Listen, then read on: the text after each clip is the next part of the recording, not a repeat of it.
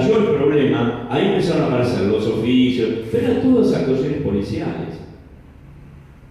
Y según se dijo, fue el propio fiscal Condomía Alcorta, denunciado penalmente por el SIAC, que fue uno de los que inició la acción, una de las acciones, le dijo a la policía que no hiciera las autopsias, que hiciera un reconocimiento médico.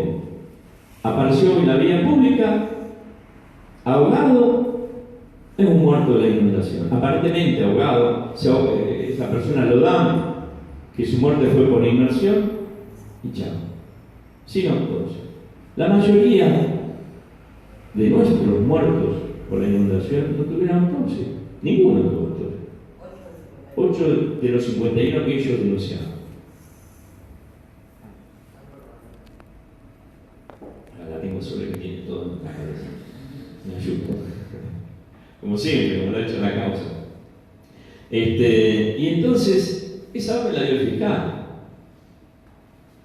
Pero no consta en el expediente. Por eso, estos 3 policías que liberaron al último dicen: no, nosotros le vamos a iniciar juicio a Condomía Alcorta con jury y enjuiciamiento, porque fue él el que nos ordenó que no hiciéramos las autopsias. Pero ¿cómo? ¿Qué sentido tiene entonces llevar a la morgue policial? Porque el sistema de ocultamiento era que la policía tenía el control de la situación en la morgue y llevaba las víctimas a la morgue policial. Y a partir de ahí se armaba el expediente por averiguación de causales de muerte. Era un expediente preventivo, porque en verdad alguien encontrar una persona muerta en la calle puede haber muerto digamos, por la inundación, o capaz que un marido agarró a la mujer de los pelos, la puso en la bañadera y la ahogó. Es decir, no se sabe qué es lo que pasó. Entonces, puede haber sido un femicidio. Por eso hay que investigar, hay que hacer una autopsia, hay que ver cómo murió, hay que ver los traumatismos. Bueno, acá no.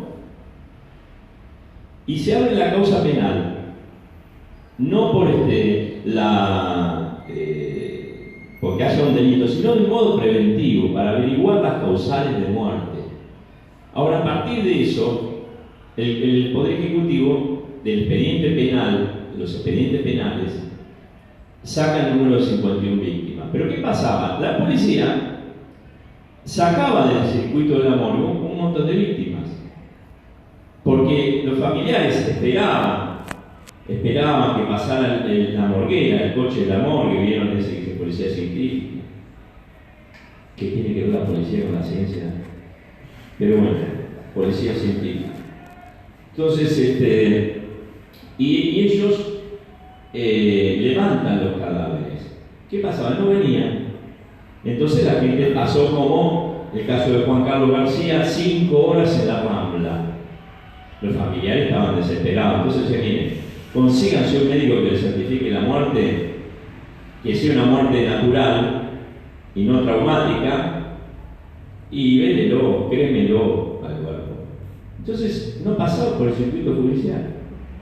O moría en los hospitales porque había sufrido hipotermia, porque había tragado agua contaminada, morían después en los hospitales. Eso tampoco se judicializaba. Entonces, claro, el número era reducido, o directamente falseaban las causales de muerte. Juan Carlos García se puso, el primero que encontramos, se indicó que había fallecido por un carcinoma hepático. Y el tipo apareció muerto en la vía pública, encontró su propia hija, ahogado. Entonces, estas maniobras son las mismas que en la época del genocidio. Te ponían un tiro en la nuca, muerte no traumática, te enterraban. Esto es igual. Los vicios han quedado, las prácticas han quedado, solamente que antes se utilizaban con una finalidad genocida y ahora se ponen al servicio del poder político para cualquier fin, en este caso ocultar muertos. Por eso es importante que peleamos una ley de policía judicial, porque la policía no tiene que investigar, y este es el grave problema. La policía no está para investigar, está para prevenir el delito. Para investigar está la justicia. Y la justicia tiene sus morgues, el Poder Judicial tiene su morgue. Acá tiene una en la asesoría pericial frente al Gutiérrez. ¿Vieron la callecita esa que va para la 120? Bueno, entre el pueblo. Entonces, ahí hay una morgue. ¿Por qué usan la morgue policial? Si hay una morgue judicial, ¿por qué los fiscales usan la morgue policial? Bueno, está la policía judicial, está la ley, nos ha costado esa ley. Discutíamos, hacíamos reuniones en la Comisión por la Memoria para ver cómo llevábamos adelante una estrategia para que esa ley se vote. El vicegobernador Gabriel Mariotto lo tomó, se presentó, se votó, se sancionó, pero claro, está su implementación en manos de María del Carmen Farbo, la procuradora de la Corte, que fue también cómplice en todo este atropello que hubo. Porque ella es la jefa de todos los fiscales.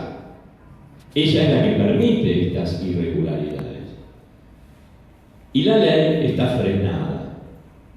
Entonces, la policía tiene facultades delegadas a los fiscales. Realiza funciones de investigación. Todo esto que cuenta Soledad de lo ocurrido en la morgue es porque tiene vía libre por parte de la justicia para hacer todas estas tareas. Lo mismo el Poder Judicial.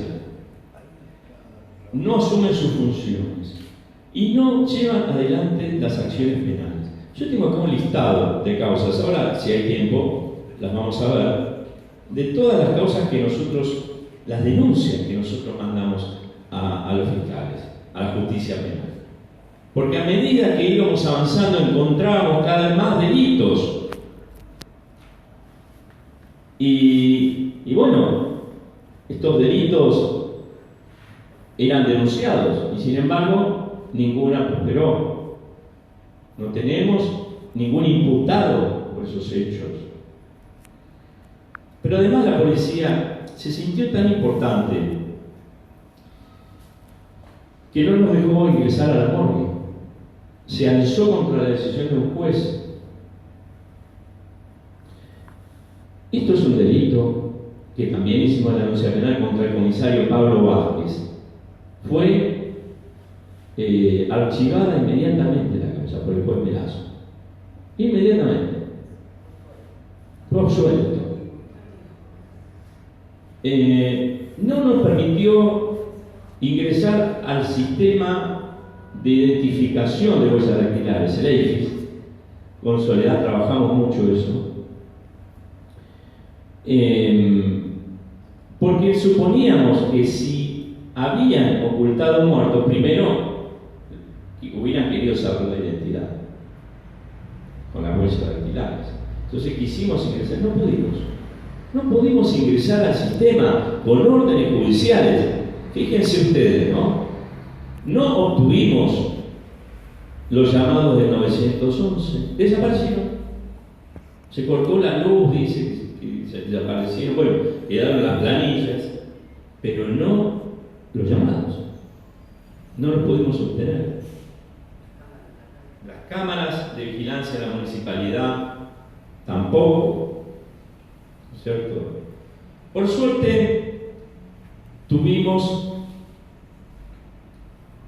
el auxilio del Ministerio de Seguridad de la Nación. La entonces ministra Garré se puso a disposición, yo la llamé personalmente y nos facilitó a Gendarmería para que podamos ingresar a la morgue y para que podamos desarrollar las tareas judiciales. Algunas de ellas se frustraron. El rastrillaje, por ejemplo, teníamos previsto un rastrillaje con Gendarmería Nacional en toda la zona del Maldonado, porque ese bajo, que Claudio conoce bien, el bañado de Maldonado, nosotros creíamos que ahí podrían haber terminado muchos de los cuerpos.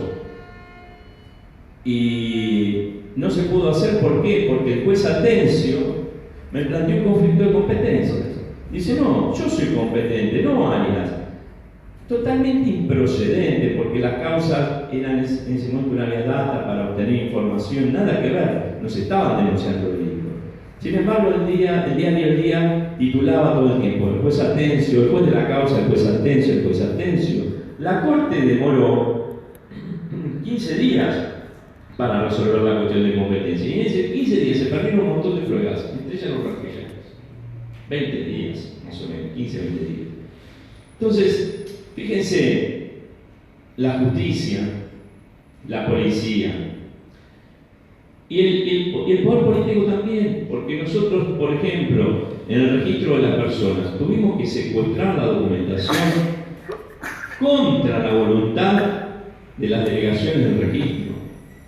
En Ensenada, les voy a contar una anécdota muy graciosa. Cuando fuimos con la secretaria del juzgado a la delegación del Senada, ellos ya estaban alertados que nosotros íbamos a aparecer, porque habíamos estado en Berisso. Entonces, ¿qué hicieron? A las 10 de la mañana, nosotros llegamos y encontramos la puerta cerrada, una puerta del Lindex cerrada. Y veíamos que los empleados de atrás del secretario de ley nos miraban y no nos querían abrir. Entonces aparece una pareja que tenía turno para casarse. Y estaban los parientes con el arroz. Nosotros creíamos que le estábamos haciendo un favor. Pero ocurrió que se empezaron digamos, mucho malestar, a golpear la puerta, miren la insistencia de la gente. Bueno, ahora no sé qué pensarán ahora, ya después de algunos años. Golpeaban, hasta que finalmente tuvieron que abrir y ahí entramos nosotros. Y la delegada no nos quería entregar la documentación, nosotros decíamos que no queríamos actuar por la fuerza. El propio policía que estaba en la delegación me llama aparte y me dice, doctor, llévese todo, yo he trabajado en la justicia, esto no lo puedo creer. Bueno, secuestramos eso y nos siguió un patrullero desde ese momento hasta que llegamos al juzgado. Cuando secuestramos los libros de la morgue, que no nos querían entregar, el director de la morgue, policía, por supuesto, nos dice, no, los libros no se los llevan, Jaime, el apellido Jaime, no se los llevan. Entonces yo le digo, ¿pero por qué? A ver, ¿qué es lo que tienen estos libros? Muéstrenmelos, a ver, eso, mirá, los apilo, y digo, ¿sabe qué? Me los llevo. Estaba Soledad, estaba también la secretaria del juzgado, y salimos y los policías atrás. Entonces, huimos. Justo salían los chicos de la anexa, porque queda enfrente, y nos mezclamos con los chicos, con los libros abajo del brazo, nos subimos, pero fuimos ragando, y la policía atrás, siguiéndonos. No, fue impresionante. Bueno, nos han pasado cosas insólitas, que recién ahora contamos, digamos, hay muchísimas cosas que podríamos contar, pero ¿qué es lo importante? Bueno, el cementerio el fin de año, justo el último día hábil del año, cuando encontramos las muertes dobles, estaban, siempre en las planillas figuraba un tal Carlitos, que era el que recogía el cuerpo. Carlitos, ¿quién será este Carlitos? Resulta que este Carlitos era el que tenía una traffic en el cementerio toda estartalada, que laboraba para el cementerio. El cementerio, la municipalidad le tiraba unos mangos y hacía ese trabajo de levantar muertos y trasladarlo. Entonces,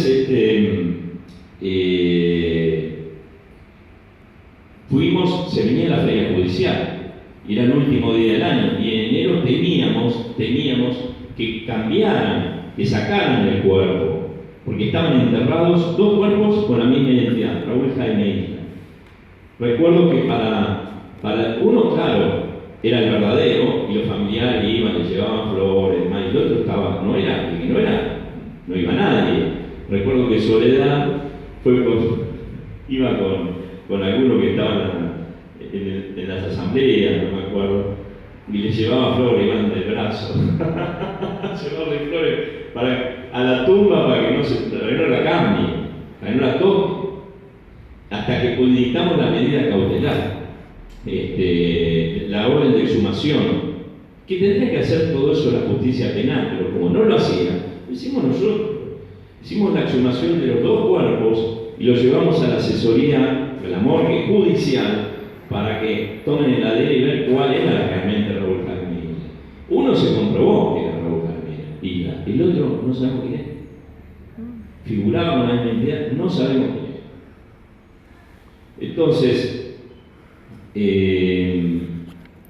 pensamos que podría, en su momento suponíamos una posibilidad remota que pudiera ser López, porque tenía más o menos la misma edad, el cuerpo era más o menos de la misma fecha en que desapareció, pero después, bueno, hablando con el fiscal de la causa, me dijo que es un poco más bajo de estatura, pero en realidad habría que haberle hecho una de cotejarlo, porque la ADN se hizo, pero habría que haberlo cotejado.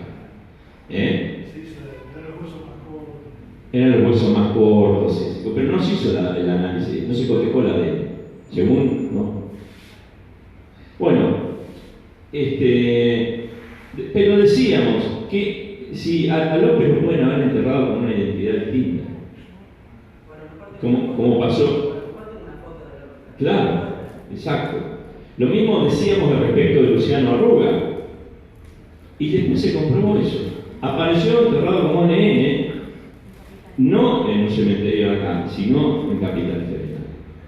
Entonces, nos trataban de loco, decían de todo, y apareció, se cumplió lo que nosotros pensábamos con Soledad. Fue una tarea muy difícil. Bueno, ese día, llegamos el último día del año a secuestrar, y estaban con los sanguchitos, la sidra, listos para festejar. Sumar los cuerpos. Y no querían cumplir la medida. No querían cumplir la medida porque estaban dispuestos a festejar el fin de año. Carlito con toda la gente. Y yo hablé con Gabriel Brula por teléfono y le dije: mira, la cosa es simple. Si la gente del cementerio no cumple la orden judicial, yo ya llamé a los medios y ustedes van a quedar expuestos. Y es cierto, los habíamos llamado. Entonces, ¿por qué lo único que le interesa a cierto sector de la política es la imagen? Piensan en construir imagen, no construyen obras hidráulicas, no construyen imagen. Entonces uno perjudica la imagen y ahí actúa. Bueno, reciben el llamado de la gente del cementerio y trasladamos en una traffic. Ustedes no se imaginan lo que era. Uno de los cuerpos que exhumamos, se desarmaba el cajón, se traían, bueno, mejor ni les cuento. Pero no teníamos, las puertas de la traffic no cerraban, se podían caer en el camino. Tuvimos que llamar a control urbano para que corte, para poder pasar los semáforos en rojo, porque no se podía parar en un semáforo. Imagínense el olor podrido que yo tenía. Fue impresionante, pero en unas condiciones. Trabajan en unas condiciones lamentables. No hay una camioneta mísera para trasladar cuerpos en la morgue ni en el cementerio. Trabajan con fichitas que puede adulterar cualquiera. Ni siquiera una computadora tenían. Después creo que pusieron una, después de todo el despegue que se armó. Claro. Y se trabaja en condiciones rudimentarias. Miren, otra anécdota les cuento. Un día sospechamos a una persona que estaba enterrada, que había sido velada en Villa Elisa. Y como en mi barrio, fin de semana, yo le digo a un amigo: acompáñame, quiero ir a corroborar este dato. Porque me había quedado, bien, cuando a uno le queda algo de intriga, bueno, fui a la casa donde supuestamente vivía el fallecido, según la planilla del registro de las personas, un formulario, y me dicen, no, acá nunca vivió esta persona. Yo tengo un tío que se llamaba igual, que lo enterraron, que lo velamos hace 1 año y medio, pero no es él. Bueno, ¿qué hacían en las casas funerarias? La planilla esa se la hacían firmar a los deudos, a los parientes de las víctimas en blanco. Y después ellos la completaban con cualquier dato, identidad, dirección, y el médico firmaba, o a veces les entregaban las planillas firmadas también en blanco. Y completaban los datos la funeraria. Y como a veces se olvidaban de pedirle los datos, ponían cualquier cosa. Así se registra una muerte. Con planillas que ni siquiera estaban foliadas, tenían un sello oficial, nada, fotocopias. Se sacaban fotocopias de la planilla y se llenaban. Así se registran las muertes en Argentina, en la provincia de Buenos Aires. Un disparate. Y si yo digo siempre, si uno puede enterrar muertos dobles, también puede enterrar nacimientos dobles. Puede haber 2 personas caminando por la calle con la misma identidad. Puede haber una sustitución de identidad. Traer un pibe desde afuera y anotarlo con el nombre de alguien que ya existe. O sea, imagínense, para inscribir un automotor en el registro de la propiedad automotora hay que firmar un 08, le piden que vaya ante un escribano, hacer la transferencia. Para el registro de la propiedad inmobiliaria lo mismo, tiene que ir un escribano, una escritura, tiene que haber medidas cautelares. Yo firmo unos folios de seguridad verdes con todas, bueno. Ahora, la propiedad vale más que la vida y la muerte de las personas. Sí. Nuestra Constitución no tiene el derecho a la vida, tiene el derecho a la propiedad y dice que es inviolable. Pero estas cosas son las que nos tienen que llamar la atención. Y yo creo que desde estos espacios, en donde nosotros hemos fijado una agenda, es señores, no queremos inundarnos más, pero tampoco queremos que nos engañen más, porque esto fue un engaño a la fe, a la buena fe de la sociedad. Mentir la cantidad de muertos para sacar réditos políticos, realmente no puede haber algo más canalla. Fingir que uno está ayudando a la gente con un bidoncito para quedar bien, cuando el intendente estaba de vacaciones en Francia, no tiene nada de malo que esté de vacaciones, pero lo malo es la mentira, el fraude de la sociedad. Creo que esto es lo que hay que reivindicar. No más fraudes. No más fraudes. Nosotros hemos tenido dificultades probatorias, como estas que yo les digo, el secuestro. Después que secuestramos los libros de la morgue, que nos metimos con los chicos de la anexa y que nos escapamos, viene al día siguiente el fiscal Garganta a pedirme que devuelva los libros, que el ministro Casal había ido a hacer una denuncia penal y que pedía la devolución inmediata de los libros de amor. Y yo le digo, ¿cuál es el delito? Una orden judicial, había que cumplirla. Es más, si el delito lo cometieron ellos por negarse a cumplir la orden judicial. No, ya sé, Luis, me dice, ya lo sé, pero viste cómo son estos tipos. Yo alguna respuesta le tengo quedar. Bueno, andar de la respuesta es no. Yo no declino un acto jurisdiccional por nada del mundo. A mí nunca nadie me torció la pluma, ni me la va a torcer. Y antes de volver los libros, me van a dejar con las patas para adelante acá. Pero fíjense, hizo una denuncia penal. Igual que el día que nosotros quisimos entrar al morgue. Al otro día, una puesta en escena del ministro Casal. En realidad no estaba su secretario de Política Criminal Albarracín, que por suerte no pudo ser camarista, estaba postulado. Estas cosas después se pagan, ¿bien? Después se pagan con cargos.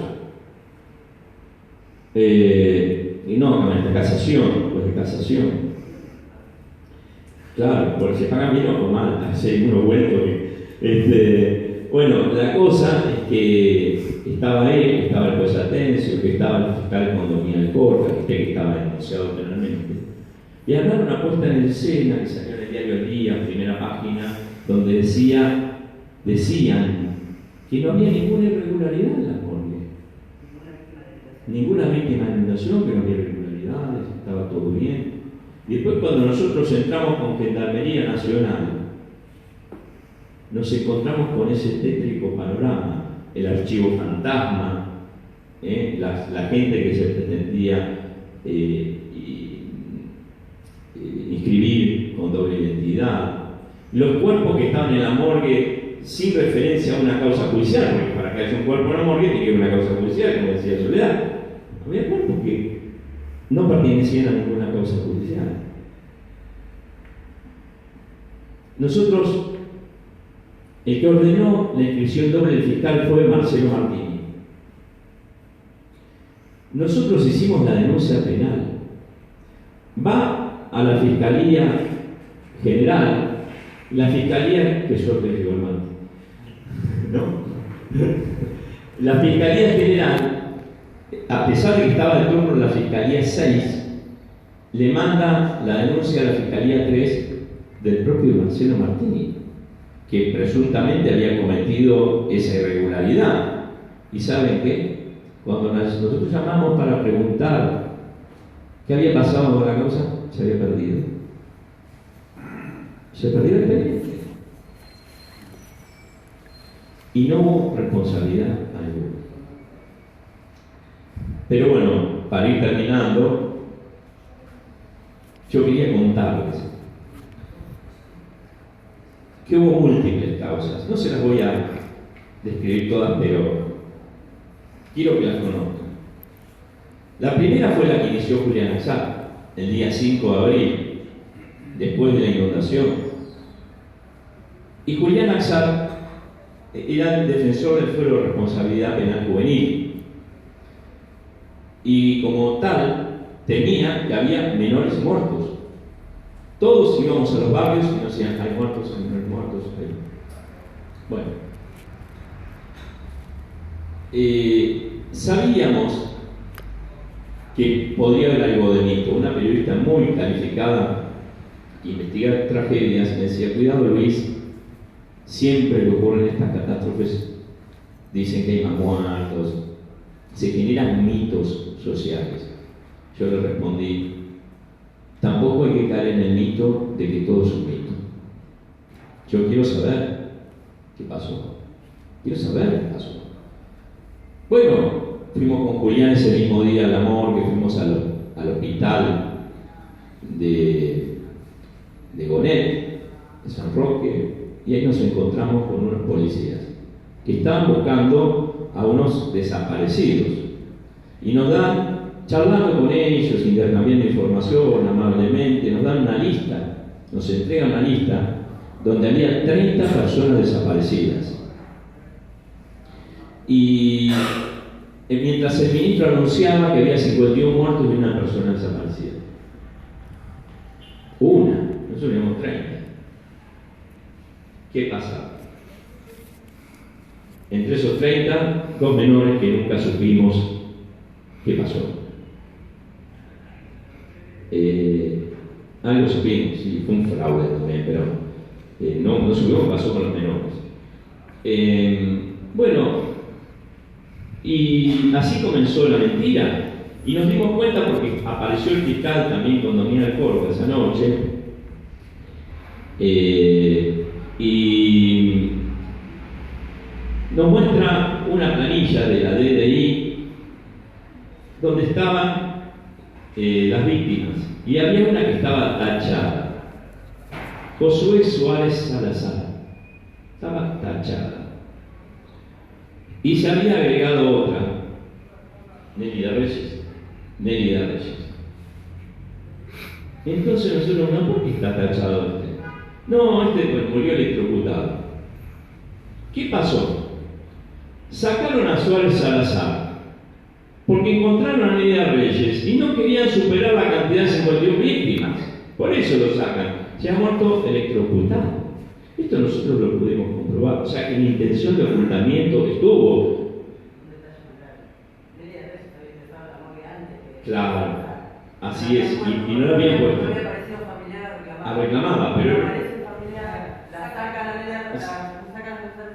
Así es, o sea que ellos ya sabían que estaban superando las 52 ya, pero cortaron 51.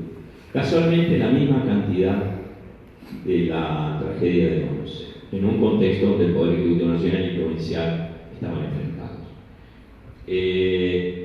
No sé si ese es el motivo, pero lo que sí les puedo asegurar es que intención de ocultamiento hubo.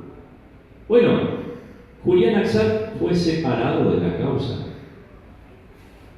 por hacer las cosas bien, por la procuradora María del Carmen Falvo. Lo separa porque dice que no era su competencia, entonces lo da a la asesora de incapaces, que lógicamente la asesoría de incapaces nunca hizo nada. Después hicieron otra cosa por otras cosas. Muy bien, trabajaron, pero no esta. No teníamos parte actora.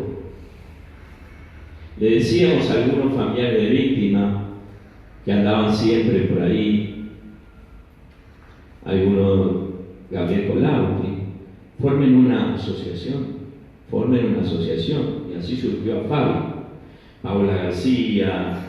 Nosotros tuvimos mucho contacto con los familiares de víctimas. ¿Por qué? Porque nadie los ayudó, ni antes, ni durante, ni después de la tragedia. Nosotros los reunimos en el juzgado, conseguimos, por suerte, que el vicegobernador les diera unos subsidios para poder vivir, porque no tenían, miren, en invierno algunos se bañaban bajo frío, no podían ni pedir ayuda, estaban en un estado de shock postraumático que eran delirios, eran llantos, estaban todos muy mal. Llamamos al ministro de Corea, de Salud, se armó una estrategia para un abordaje psicológico, pero quedaron librados a su suerte, esta es la verdad. Nosotros tomamos ese contacto y estábamos con ellos, decíamos, organícense, porque acá hace falta una parte actora. Y no tuvimos parte actora.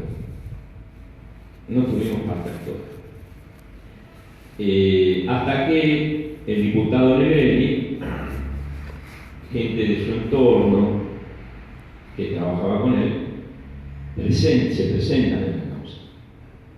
Y ahí se reacomoda la situación. Pero fue muy difícil llevar adelante la causa con una deficiente representación de los inundados y de los familiares de víctimas. Pese a ello, nosotros en este expediente, además del número de víctimas, lo más interesante es que nosotros declaramos no el derecho a la información, ya había muchos fallos, mucha jurisprudencia, declaramos el derecho a la verdad colectiva, que es mucho más que la información en esa sentencia, el derecho a la verdad colectiva, y que eso se puede hacer a través de una vía data. Y lo puede hacer cualquier ciudadano. O sea, casi una acción popular. Esto de la legitimación, que muchos habló, la vieron con la tarifa eléctrica y la Corte revocó porque este no tenía representación del bueno, acá cualquiera.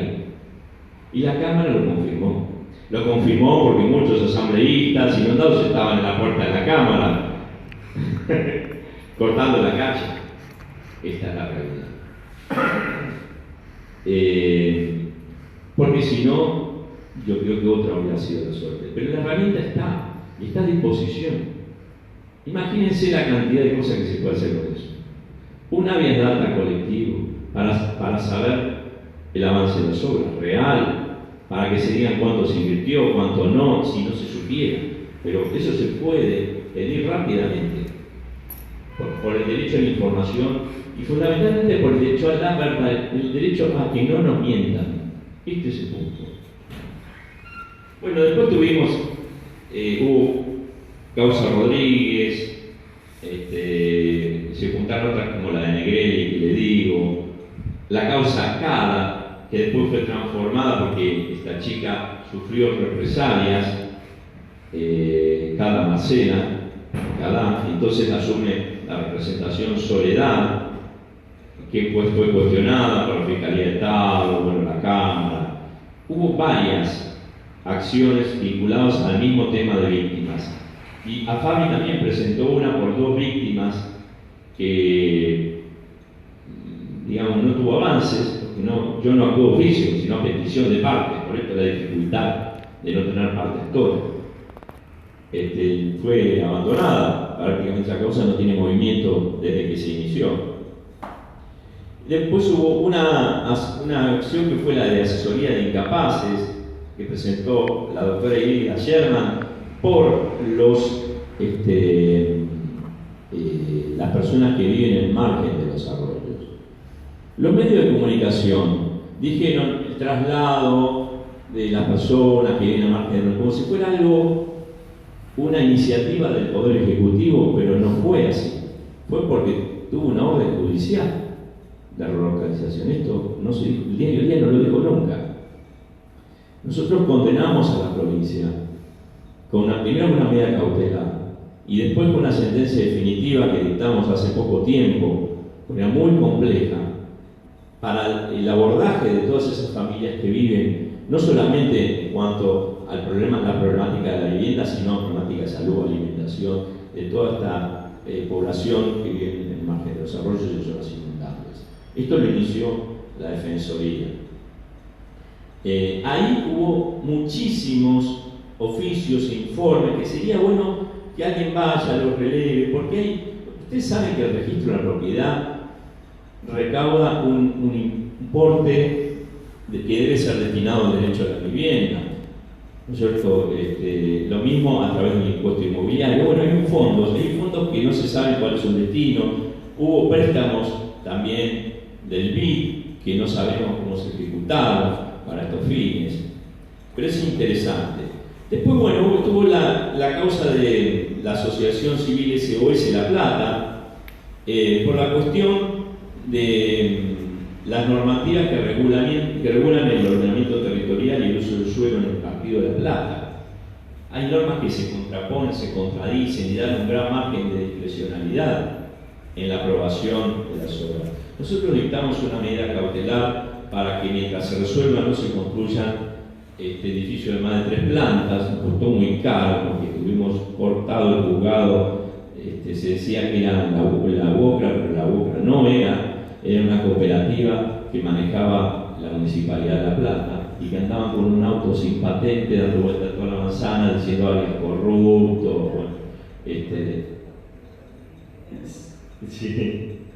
Bueno, bueno, entonces esa medida cautelar luego la modificamos y permitimos que la aprobación, pero siempre de un modo provisorio y bajo la exclusiva responsabilidad de los titulares de dominio y los profesionales a cargo de los proyectos, frente a eventuales adecuaciones o demoliciones que deban efectuarse como consecuencia del régimen jurídico aplicable. Este expediente todavía no tuvo sentencia, pero si se dictara una sentencia y los que construyeron y desaprobaron los planos en contra de la normativa aplicable, van a tener que demoler lo que quieran. Porque también la actividad inmobiliaria en La Plata, emparentada con la actividad política, es parte del problema de la inundación.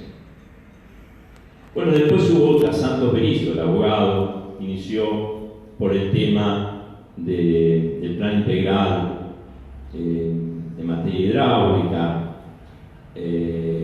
las reformas del Código de Ordenamiento Urbano, bueno, una medida muy amplia donde se ordenó, dos causas inició él, que todas las medidas que se adopten vinculadas a la inundación de La Plata tengan la necesaria participación de la sociedad civil.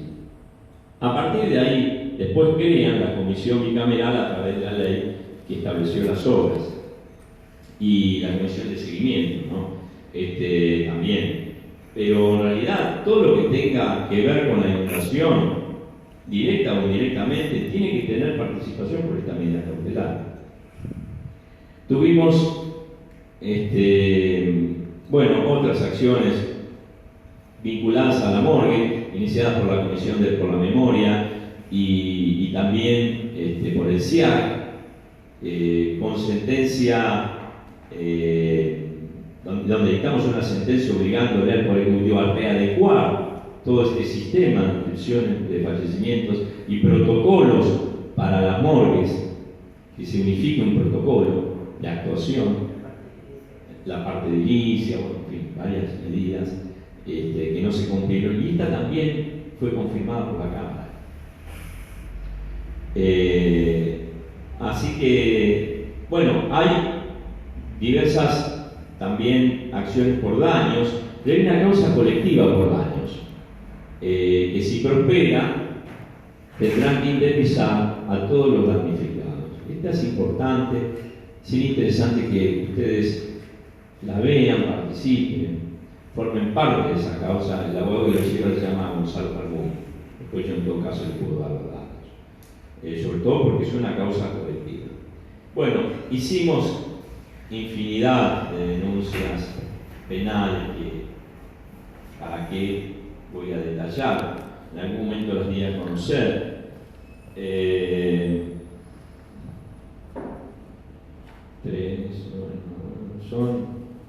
Hay todo un listado, no se las quiero detallar porque ya no hay tiempo.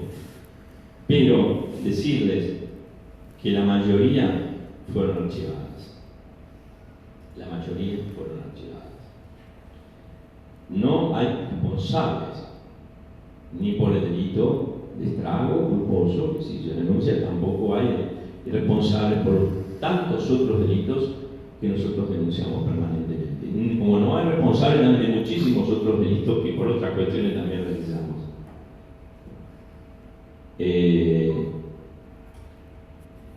¿Cuál es la proyección a futuro?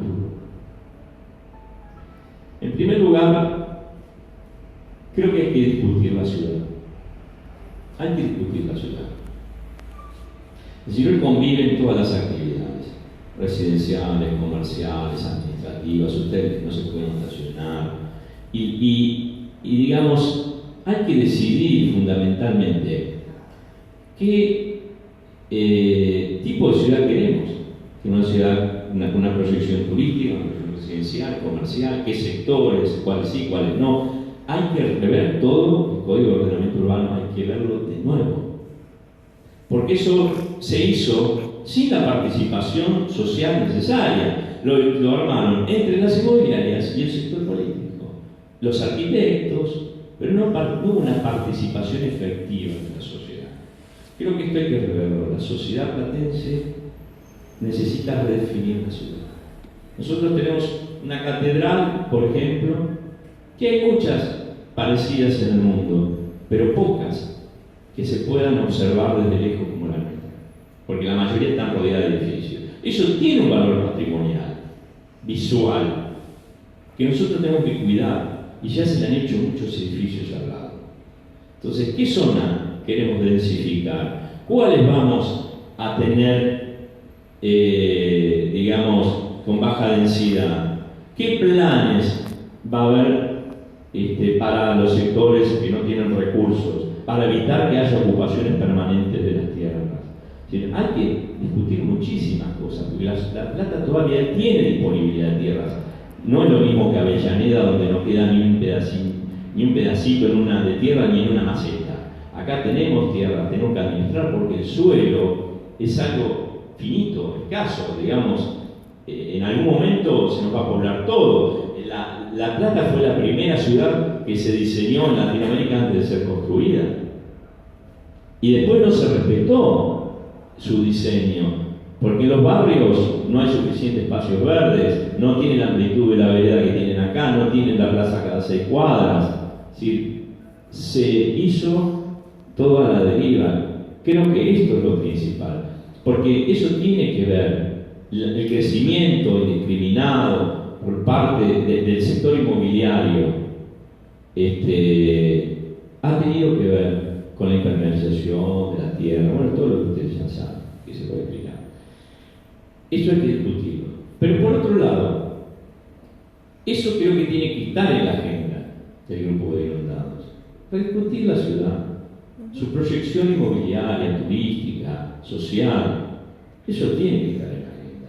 Pero además, la policía, que ha causado todos estos atropellos, tiene que estar sometida a un control popular estricto. Eso no puede ser. La policía siente la necesidad de legitimarse frente a sus superiores, pero no a la gente. Al vecino no le importa.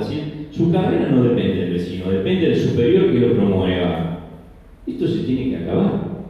Nosotros tuvimos avances con la ley 1254, se crearon los foros de seguridad, se empezó a andar un camino que después las contrarreformas sucesivas echaron por tierra, pero hay que retomar ese camino, hay que reclamarlo. Hay que reclamarlo, porque para que no ocurran estas cosas, para que la policía no se sienta con derecho a pasar por encima de los jueces, que no solamente ha pasado con la inundación, ha pasado con los desalojos permanentes, donde no cumplen las órdenes judiciales, en todos los ámbitos. Es un problema que nos afecta permanentemente. Hay un comisario sospechado de actuar con una bandita o de una zona liberada, ¿qué hace? ¿Lo echan? No, lo trasladan. Y va a ser lo mismo a otro lugar. Entonces, algo que hay que reclamar es el control popular. Y lo mismo respecto a los jueces y los fiscales. Control. Cada vez que va a haber un movimiento en los jueces, fiscales, defensores, estamos toda la vida en el cargo. Acá cada 4 años hay elecciones. Hay una movida enorme en los medios, en la sociedad, por 4 años. Pero nosotros estamos toda la vida. ¿Quién controla? ¿Saben cómo se decide la cuestión de los jueces? Una vez aprobado el examen de idoneidad, que muchas veces truchan, yo he dictado medidas contra eso. ¿Saben cómo se decide? Entre 4 paredes. Este favor, te lo mí, poneme el secretario acá. Mirá que mi yerno está sin trabajo, yo te pongo, pero nombrarlo acá. Así se decide. O como la Cámara, Contencioso Administrativa ahora, sospechada de querer imponer un juez a cambio, traficando las sentencias de los trabajadores, las paritarias que yo dicté, que revocó, y de las tarifas de luz, a cambio de poner el juez que ellos quieren. O sea, estas cosas ya salieron en medio, que no lo digo yo. Tiene que estar sujeto al control popular, pero también la actividad de los jueces. ¿Cómo pudimos tener jueces tantos años como Atencio, sin ninguna responsabilidad? Hizo de todo, como Melazo, como Masi, fiscales como Condomía Alcorta, Romero, que me imputó, el único imputado en la causa soy yo, una causa penal. Han pedido mi desafuero y todo. ¿Cómo puede ser? Entonces, tiene que haber un observatorio para la justicia que controle permanentemente la actividad, si se cumplen los plazos, si se cumplen estándares internacionales de derechos humanos, en fin, ambientales, hay un montón de situaciones controladas, pero con las organizaciones sociales. Hay que ver también la remoción de los jueces, para que no haya aprietes. como los que hay ahora, donde se están juzgando a los jueces no por su actividad, sino por su pertenencia ideológica, persiguiendo a Martín Afons por el tema de tarifas, a Rafeca, a Casanelo, a Gis Carbó, aunque no fuese magistrada. ¿Por qué? Porque piensan distinto que el gobierno. ¿Actuaron mal? No actuaron mal. Actuaron bien, muy bien algunos, son buenos jueces, pero sin embargo, como piensan distinto hay que perseguirlos. Entonces, en esto también, el jury, que se decide de la misma manera que se decide el nombramiento, tiene que estar la sociedad. Cuando se designan funcionarios públicos de alta jerarquía, tiene que haber audiencia pública. Ahora iban a poner de defensor del pueblo a Guido Lorenzino Mata. Yo le dije, miren, yo voy a ser el primero en impugnarlo, porque él a mí es el que nos impulsó el jury, a Julián Yaxar y a mí, por el tema de la inundación. Él nos hizo el jury. Él nos inició el jury. Que después, por unanimidad, el jurado de enjuiciamiento dijo que no teníamos responsabilidad alguna, pero nos hizo un jury como un modo de apriete, y ese va a ser el defensor del pueblo de la provincia de Buenos Aires. Entonces, yo digo, aquí lo que hace falta para solucionar de a poco estos problemas es fundamentalmente más democracia participativa. La democracia no es ir a votar cada 4 años. La democracia es estar presentes en todas y cada una de estas cuestiones, para que la policía no obre como obra, para que el Poder Judicial no cometa los abusos que comete, ni el Poder Político tampoco.